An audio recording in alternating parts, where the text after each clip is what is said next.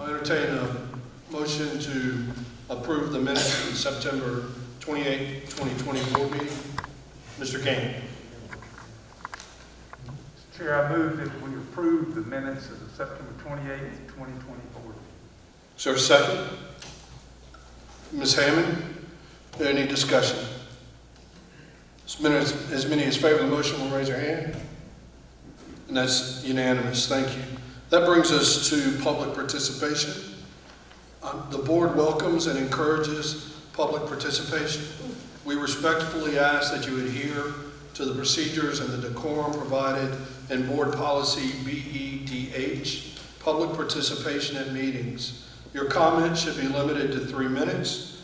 Dr. Harris is right here to my right, to your left, and he has both an auditory and a visual cue there to let you know the status of your time. Questions asked during public participation will be handled in accordance with policy BEDH. And I apologize in advance if I mispronounce your names. You're welcome to correct me when you come to the microphone. Michelle Zile, if you'll come to this one in the center. Thank you. Okay, can I have an exhibit for the board? If you will just, Ms. Strange will take that. Yes, ma'am. Thank you.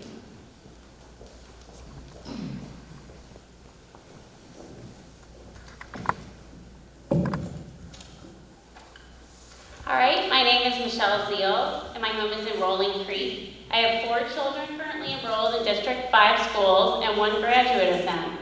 We moved to Rolling Creek specifically to be in the Chapin School cluster, as have many in our neighborhood. Rolling Creek has been contributing to and investing in the Chapin community since 1996. For example, 4 of my children were on the Chapin cross-country team together. Rolling Creek has 135 homes with no room for new construction. Our children make up less than 1% of any enrollment at any Chapin school. Despite Rolling Creek's legacy of contributing to the Chapin community for 24 years, all 4 preliminary scenarios use pocket redistricting to move Rolling Creek from the Chapin cluster to the Dutch Fork cluster. Our targeted children will pay the price for this pocket redistricting by being split from their cohorts, lose their peer groups, and in my case, split their families. This redistricting is unnecessary based on the projected enrollments put forth for our zoned Chapin schools, which show enough capacity to continue to educate our children, make up less than 1% of projected school enrollments. While the scenarios provide a starting point for redistricting, the Rolling Creek community extends an invitation to you, the school board, to meet with us, perhaps in a town hall, or we can send representatives to a meeting to find solutions agreeable to all of us. We have identified several potential solutions that meet overall enrollment goals, but allow us to remain in the Chapin cluster. I will leave my contact information, as well as petitions with already 133 and 235, respectively, constituents supporting leaving us in the Chapin cluster. Just some final points on the scenarios. Number 1, children from Rolling Creek make up less than 1% of the overall enrollment at any Chapin school. The study shows there is enough capacity at any of the Chapin schools to keep our children in the Chapin cluster for the next 10 years. Our children do not need to move from the Chapin cluster to make space for neighborhoods that do not even exist. Number 2, virtual 5 enrollment data and projections are missing from the study scenarios. Number 3, actual enrollment data for this school year should be used instead of projected, and we should keep in mind that projected population growths differ from actual population growths. I question how anyone can project future population distribution, considering the high level of uncertainty related to public health at this time. Number 4, Spring Hill High School may have potential to be a larger part of the solution due to its geographic proximity to the Chapin cluster and its physical capacity. Number 5, finally, we Rolling Creek parents don't mind the split feeder at Valentine, but to eliminate that split feeder, you can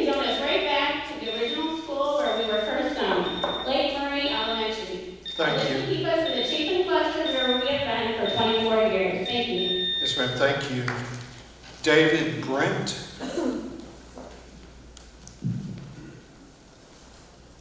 Thank you all to the board for the tough decisions y'all had to make over the last few months. We're appreciative as a family and as a neighborhood. I'd like to echo what Michelle said about moving our neighborhood as well as Chelsea Park from the Chapin cluster to the Dutch Fork cluster. I actually grew up in the Rolling Creek neighborhood. That was home for me. I went to Chapin High School at Upon, graduated from Clemson, came back, took part in a small business venture here. This is where I spend my time, my resources, my money, and actually bought another house in Rolling Creek. And then as my family grew, I bought another house in Rolling Creek. As our family got bigger, well, so did our needs. And we have spent a lot of time, once again, a lot of money, a lot of resources in the Chapin community. It's home for us. This is our home. This is where we spend our time. This is where we play with our friends. This is where my 4-year-old and 2-year-old go run around. This is where I want them to go to school, to continue the legacy that my wife, a product of District 5 as well, and I have chosen to sow our roots. So just take this into consideration, along with what Michelle had to say, as there's a lot of options. We want positive feedback from our neighborhood to the board, as well as from the board to the neighborhood. So whatever we can do to have a conducive conversation as far as what these options may be, we would love to have an open ear. Thank you. Thank you. Patricia Stigura. Thank you. Thank you for your time. I'm also another Rolling Creek person, so I'd just like to kind of echo the sentiments you just heard. I'm a proud parent of 2 Chapin High School graduates, a taxpayer, homeowner in the Rolling Creek subdivision. I speak for many of the empty nesters that live in our neighborhood. Like David said, Chapin is our home. It's where we worship, it's where we work, it's where we volunteer, and it's where we recreate. This proposed cluster change not only negatively affects our children, but also has an economic impact. Rolling Creek has been investing in our Chapin community for nearly 25 years. We have always been staunch supporters in the economic investment in our children and their schools through supporting bond referendums, booster clubs, and maintaining our property and property values. Rolling Creek generates a large tax revenue, and they are the bedrock of financial support for our Chapin community. Our property values reflect our continued investment in our cluster, and the high demand to live in Rolling Creek is a testament to our legacy and commitment to our Chapin school system. Rolling Creek is an established community with a fixed number of homes. We're not expanding. Our minute student numbers, barely 1%, do not and will not impact overcrowding in the cluster. Chapin is our home. We have invested and built this wonderful community and should not be displaced by the potential for future growth.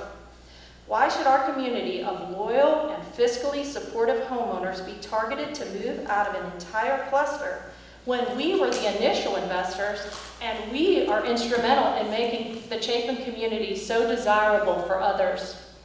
Chapin schools were built on the backs of us. Mr. Gant, Ms. Hammond, and Mr. White, you were sitting board members in the past when the precedent was set for Rolling Creek to remain in the Chapin cluster. We respectfully ask that this board follow the previous board's precedent and keep Rolling Creek in the Chapin cluster. Thank you. Thank you. Stephanie Lipford.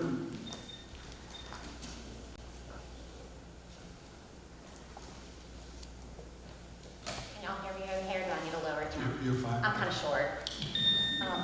Good evening, board members and Superintendent Melton. Thank you for giving me the opportunity to speak and address the rezoning issues surrounding the Chelsea Park neighborhood. I am a resident of Chelsea Park with 2 school-aged children.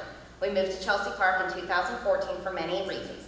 The main one was that we were zoned for the Chapin cluster of schools. My children have played sports in Chapin at Crooked Creek for many years so that they would grow up and make many friends in the Chapin community. We participate in many things in the Chapin community, including going to Chapin High School football games and other sports events. My children look forward to becoming Chapin Eagles and playing sports for the Chapin High School. Our neighborhood combined sends less than 1% students to the intermediate, middle, and high school. Not enough to affect the overcrowding. Those numbers do not include students who use the school of choice to attend other high schools within the district. Currently, Spring Hill High School is operating with 1,100 students according to the data you guys provided, when it has a capacity of 1,700. Don't you think opening up more spots at Spring Hill could help with this overcrowding issue? In all plans presented, the dual feeder at Valentine Elementary is eliminated, yet there are multiple new dual feeder schools created. Why is Valentine, and specifically Chelsea Park, being targeted? If the dual feeder school of Valentine needs to be eliminated, then go ahead and switch our neighborhoods to Lake Murray Elementary at the elementary level, rather than having to switch at the intermediate, middle, and high school levels. I also have a petition that has been signed by about 130 members of our neighborhood that want to stay in the Chapin schools. Thank you. Is that the document that was given to Ms. Strange earlier? Is this- No, that's from Rolling Creek. This is from Ms. Chelsea Strange will Park. take that from you. Thank you. Louis Hardison.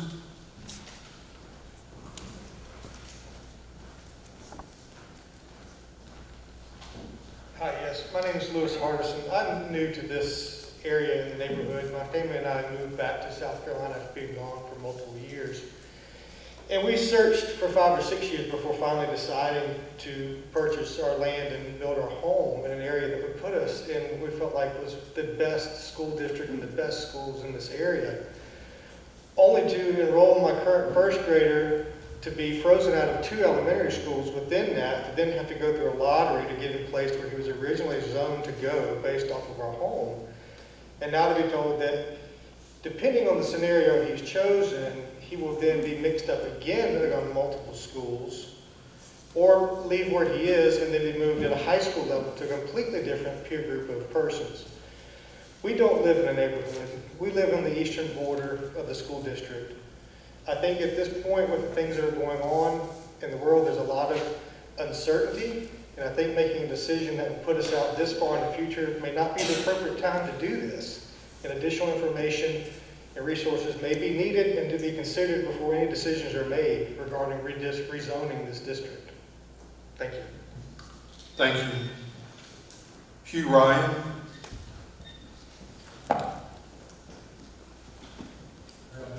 I think for some of these folks who are obviously pretty new to this area, I've been in this area a long time, went to high school at Irmo High School. I think some history lessons kind of appropriate here. And Dr. Miller, first I want to thank you for this reentry program. You're doing a great job with that. Thank you.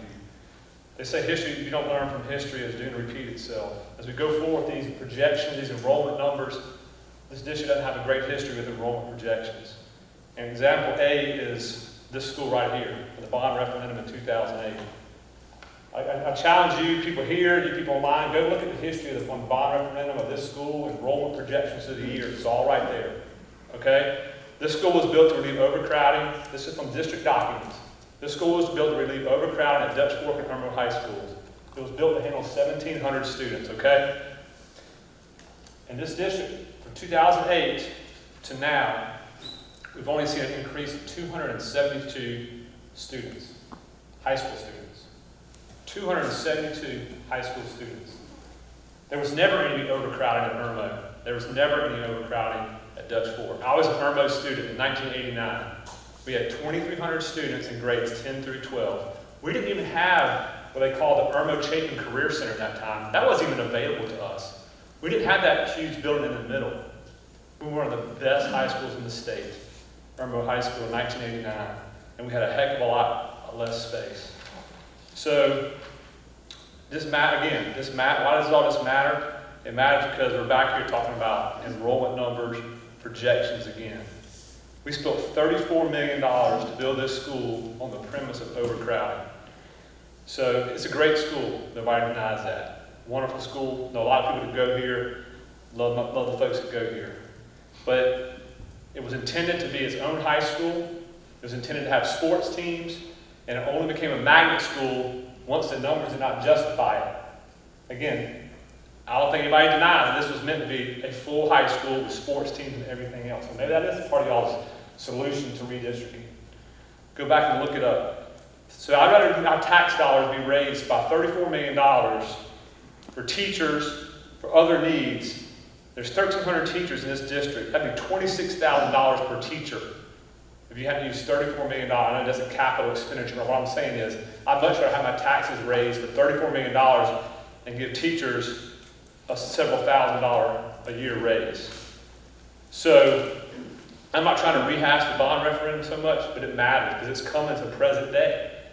mean, these things, just the overhead of this school and other things. So again, many believe this school was built for one reason: realtors, contractors, developers. When I look at the campaign contributions and stuff, it seems to support a lot of those theories. I don't know for a fact. I work on data. I might get into the ditch with a lot of people on some of these issues. But this district needs to re-earn trust. And thank you to those board members who are not taking money from people that have looking to use the district's money. Thank you to those candidates who are running, who are not going to take money from people Mr. doing this Ryan, business. You need to re-earn trust. On these things like redistricting, it depends on trust, and I ask this board, please re-earn the trust of the taxpayers. Charlie Wessinger.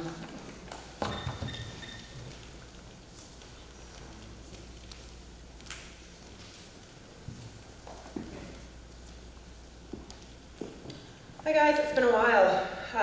Congratulations on retirement. Thank you guys for hearing us. I'm going to kind of not echo the Irmo 1989 gentleman about the history lesson, but in 2017, myself and a lot of other people in the community presented facts, presented data to all of you guys that were on the board at the time about the population that was down the Amos Ferry Road corridor. The community was behind us. We begged you guys time and time again, please do an enrollment survey. Please do a rezoning project prior to jumping in and just purchasing the land and spending $34 million on a new school that very well could serve some of the same things that Irmo 1989 said. Sorry, I don't remember your name. I was Chapin 1989 too. So just to kind of reiterate, in 2017, down Amos Ferry Road corridor, there were roughly 4,000 residents, about 2.5 people per home. 19% of that had children. We had a little over 200 elementary age students down Amos Ferry Road corridor at that time. I think it was like 217 or 218. It hasn't changed a lot since then in the past 3 years. Most of the development is taking place out on Old Lexington Highway and down Wessinger Road, the Pebble Branch area, and that's beyond the crossroads. And I believe that area is zoned for Lake Murray Elementary. Some of it might get pulled over to Chapin Elementary. But basically, the rezoning is going to be putting people back through the middle of Chapin again, which is what we were very concerned about with the traffic down Amos Ferry Road. I'm not going to rehash all of that. Just wanted to make sure I brought that up. I also want to change gears just a little bit. I am on the Lexington County Comprehensive Plan Steering Committee. And we are having Idea Week coming up in a couple of weeks, October 19th through the 22nd. The Chapin area is planning area 1. The Irmo area is planning area 4. And let's see, Van Holden is your district representative, and he has been engaged so far, which I'm really happy about. But I do want to invite all of you and the community to please play a part in this comprehensive planning effort.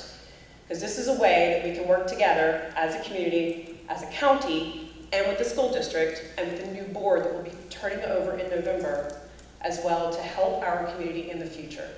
I do have some of these flyers. I don't know if you guys want to put any around the district office. But I also have some here for you guys if you'd like some. Thank you. Kim Murphy.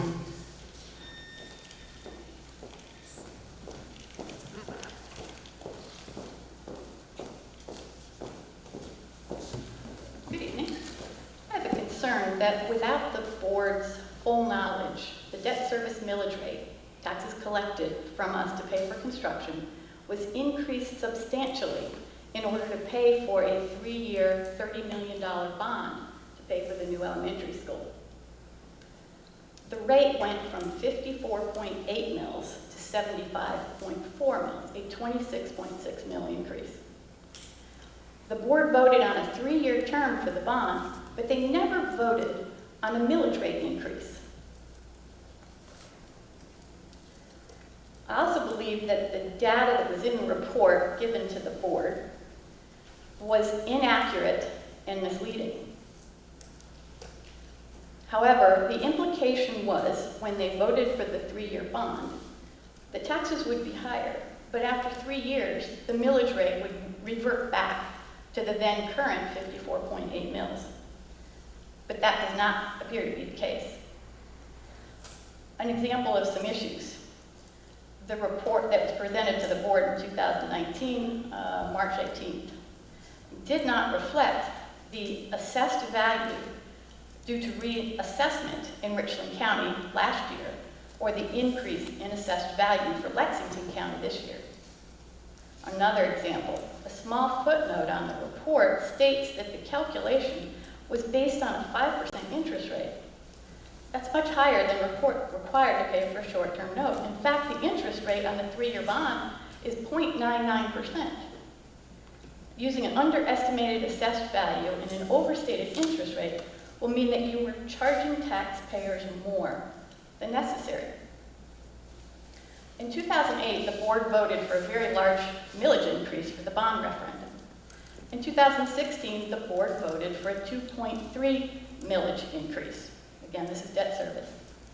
But last year, the 20.6 mil increase was not put before the board to vote on. Mr. Gant, you were chairman. I don't know if you can explain why that happened. But since there was no vote to increase the millage by 20.6 mils, and no corresponding vote to reduce the millage back to the then current value when the 3-year note is paid back after this next year, is it your intention to maintain the 75.4 millage rate? If so, do you feel that action, which was controlled by the board majority at that time, was an open and transparent act in front of the public? Thank you very much. Thank you. That concludes our public participation for this evening.